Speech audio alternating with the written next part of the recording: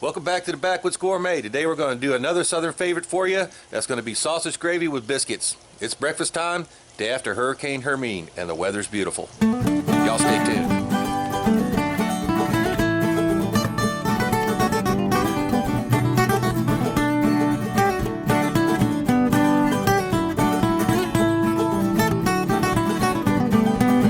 Just a side note, we got our big air tank flipper going in here with a brisket on it.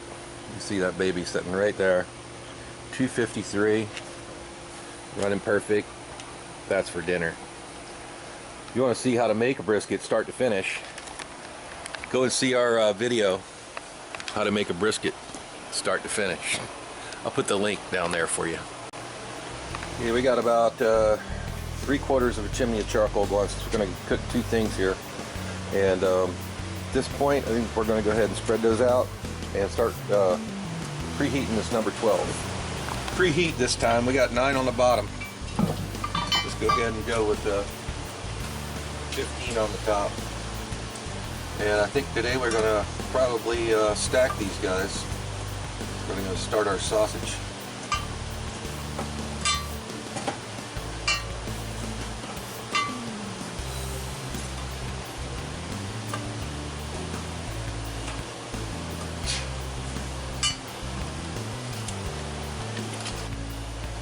While that one's warming up, let's go ahead and put the number 10 right on top of it and let it start getting warm. We'll do our sausage in that one. Alright, well, while all that's getting ready, I'll show you, we've already got our biscuits ready, and they were, as usual, we're going to do them on a rack. Keeps the bottoms from burning. And, you know, rather be safe than sorry. They always come out great that way. If you got that little rack, that came with my 12-inch, so use it if you got it. And here I'm going to show you our sausage we made yesterday. Now if you're going to do this completely from scratch like I am today, then you're going to have to start your sausage the day before, so it has time for all the flavors to meld together. So we're going to cut away right here, and I'm going to show you how we made it. So we started this out by taking the trimmings from a brisket there that we're prepping for today's cook. And we took all those trimmings off and we ground them up. It's about 1 pound. Then we had about a 2-pound, that is a Boston butt we got from the store there. We cut it to strips for this big limb grinder, and it just chews them up. Now we're using the coarse plate on this for the first grind. We're going to go ahead and season the sausage as follows. This is 2 to 3 tablespoons of light brown sugar. 4 teaspoons of salt, or about a tablespoon and a half, or a quarter, or a third. Don't be afraid to put a little more. It'll be awesome, don't worry. This is freshly ground black pepper, 2 tablespoons. A tablespoon of freshly ground smoked hatch chili, right over the top. 1 teaspoon nutmeg. Okay, so we're just going to kind of put that on the lid. About a teaspoon worth. Give it a good sprinkle over the top. Rosemary. At least 1 teaspoon. I like rosemary, so we may go a little more than that. We'll go about 2 teaspoons of rosemary over the top. And since this is breakfast sage sausage, gotta have sage. We're gonna go with about a tablespoon and a half of sage. I really like that sage flavor in it. Alright. Now the best thing to do is get in here. We got the pork on top, beef's on the bottom. Just gonna get in here with our hands and kind of meld the two together, just toss them around. Then we're going to run this back through the grinder, so just get that, that's why I kind of spread out evenly over the top of it to begin with, so you don't have to spend a lot of time in this process. Now we're going to go ahead and grab it up, put it back up on our grinder. We've already installed the fine plate. That first grind was the rough plate. I'm going to go ahead and put it up back on the grinder, and we're going to run it back through the grinder again.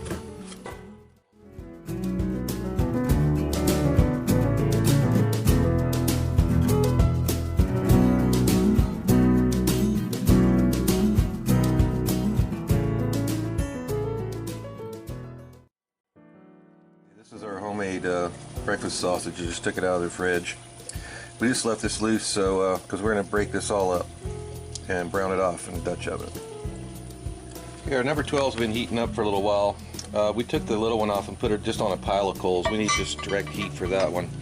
So we'll go ahead and put our biscuits in here now. The pot's had a chance to get hot.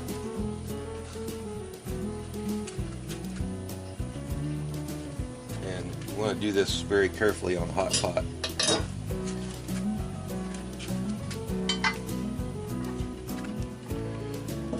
And I normally cook these at 450 in the oven, so I don't think there's any problem with putting a little more heat on it. I'm going to go ahead and put another 4 or 5 on the top.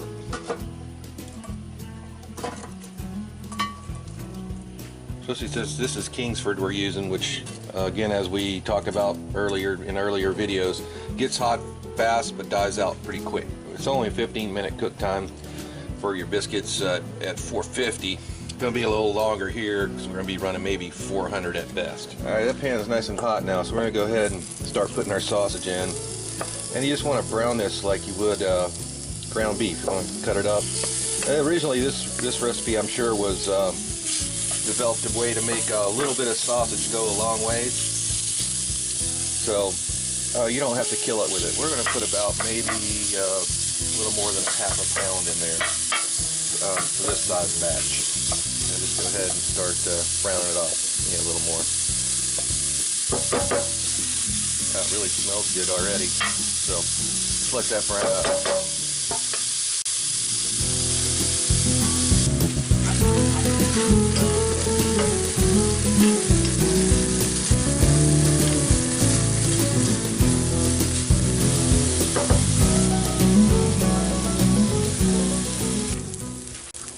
As you can see, it's almost browned down. This is a pretty lean sausage. You'll probably not have to do this if you buy a store sausage. I'm going to give it a little butter just to have we add a little extra oil to start our gravy and our roux here. So you just want a good little coating of oil in the bottom of your Dutch oven. I'm going to go ahead and just sprinkle a little flour right over the top of it. And just kind of keep stirring that in until most of the oil is absorbed by the flour. And this is going to depend on how much oil you have in it. The more of this roux you make, the more gravy you'll have. So there you go. You want it just to be able to kind of flow. Go a little bit more, just a little bit more. That should be about right. And you can always, if you get too much flour, you can always add a little more oil. Butter, bacon drippings, lard, be awesome. So I'm just going to give that a few minutes to brown the flour.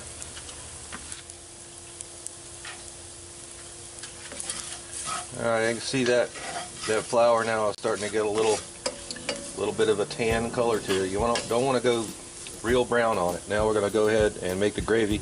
This is just a whole milk. You can use buttermilk. I find that just plain milk works the best. If you didn't have milk, you could use water. And you'll see that make a gravy really fast. Okay, so now we're just going for consistency here. And that's going to suck a lot of the heat right out of your pot. So try to keep it broken up until your heat comes back up. You can also do part milk, part water on this. Trying to get that consistency right, that's the trick. So we'll let it come back up to heat here and check it again. Putting the lid on this will help it come back faster.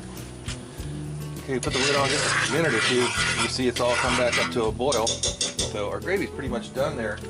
But we're going to simmer it a little while longer, and it'll help the sausage flavor really come out into the gravy. So we're going to put a little more water in it, just to thin it down a little bit. And then we're going to check for seasoning. Now we haven't put any salt, pepper, or anything, and pepper is really important for this dish here in the South anyway. So we're going to go ahead and get a test.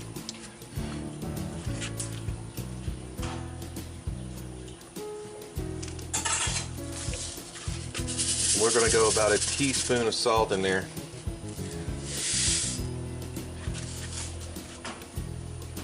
And black pepper to taste. Now, that's freshly ground.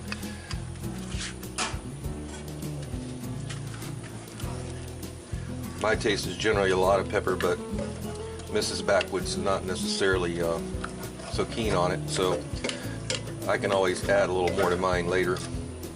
But that's really good consistency, so we're going to go ahead and put the lid back on it and we'll let it simmer for just a little while longer. On our biscuits here, we just went in and took a look at them. They're getting done, but their tops are not starting to brown yet, so it's telling me there's not enough heat on the top. So you can throw some of that cold counting stuff, you know, you hear from all the Dutch oven guys, out the window in certain cases. So we went ahead and just piled the rest of what we had on here. Last time we did them, we did this with real wood coals right from the campfire, and it was a lot hotter. Just Kingsford, while I was telling you about it, gets lights and gets hot real fast, but you see how much they're already gone, and it's only been about, oh man, maybe a 10 or 15 minutes at the most. Well, now that my gravy's at a simmer, I went ahead and stacked it on with the 12-inch. Just want to go in here every once in a while, give her a nice stir, make sure it's not getting too thick on you and it's not sticking. Right now it's just about perfect. I'll show you a shot of that in a second.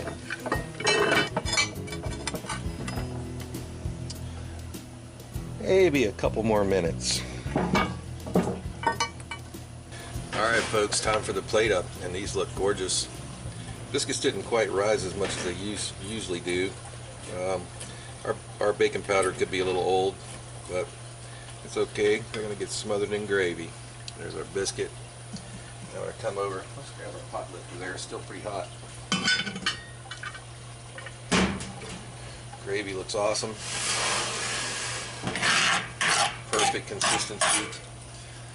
So we're going to just take that, spoon it right over top of those biscuits. And don't skimp on this.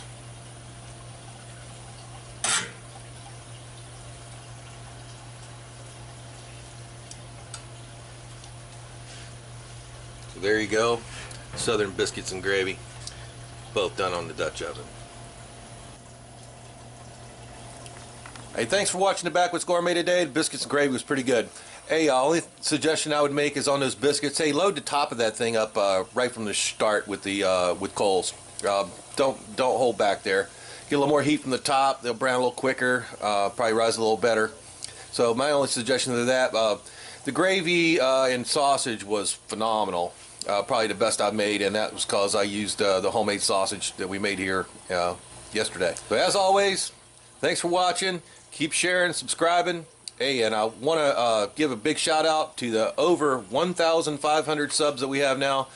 Never thought it would get to that point. So we'll see you next time.